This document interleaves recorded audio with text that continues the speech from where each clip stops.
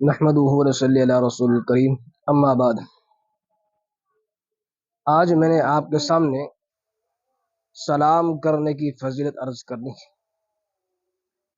کہ صحابہ کرام کہ نیکیوں کے عاشق تھے، قدردان تھے، کہ نیکیوں کے حریص تھے، کہ حضرت عبداللہ بن عمر رضی اللہ تعالیٰ عنہ کا واقعہ ابو طفیل رحمۃ اللہ علیہ بیان فرماتے ہیں۔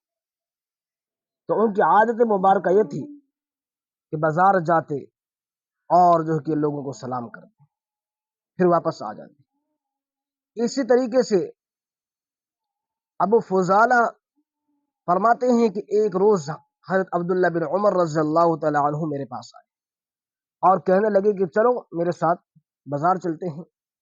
میں نے عرض کیا کہ آپ بازار جاتے ہیں، نہ تو کوئی سودا سلف خریدتے ہیں، نہ جو ہے کہ کسی سے بھاؤ تاؤ کرتے ہیں، نہ کوئی چیز لیتے ہیں نہ دیتے ہیں، بس بازار جاتے ہیں اور سلام کرتے ہیں اور پھر واپس آ جاتے ہیں۔ اس کا کیا فائدہ ہے؟ اگر نیکیاں ہی کمانی ہیں، اللہ اللہ ہی کرنا ہے، تو آپ یہیں بیٹھ کر اللہ اللہ کرنے دیں کی باتیں کر لیں تو آپ کو نیکی مل جائیں گی۔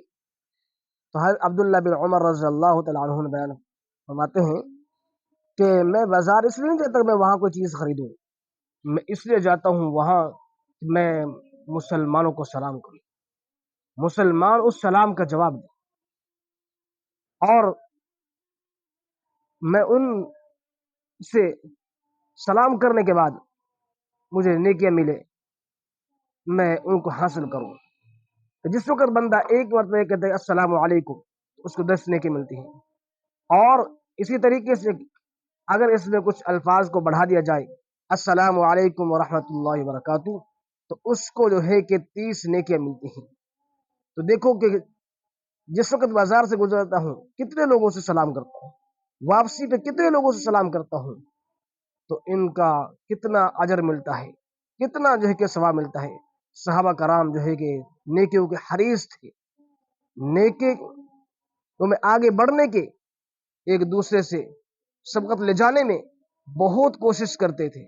تو ہمیں بھی جو ہے کہ آج نیکیوں میں بڑھنے کی ضرورت ہے۔ اور روایت کے اندر آتا ہے کہ لا الہ الا اللہ وحدہ لا شریک لہ لہ الملک وَلَهُ الْحَمْدُ يُحْيِي وَيُمِيتُ، یعنی کہ چوتھا کلمہ جو پڑھتا ہے بازار میں جانے کی دعا، تو اللہ تبارک و تعالی اس پڑھنے والے کو 10,000 نیکیاں عطا فرماتے ہیں، نہیں 10 لاکھ نیکیاں عطا فرماتے ہیں، اور 10 لاکھ اس کے درجات کو بلند فرما دیتے ہیں، 10 لاکھ جو ہے کہ اس کے گناہوں سے مٹا دیتے ہیں۔ کتنا بڑا اجر ہے کہ اس دعا کو پڑھنے کا۔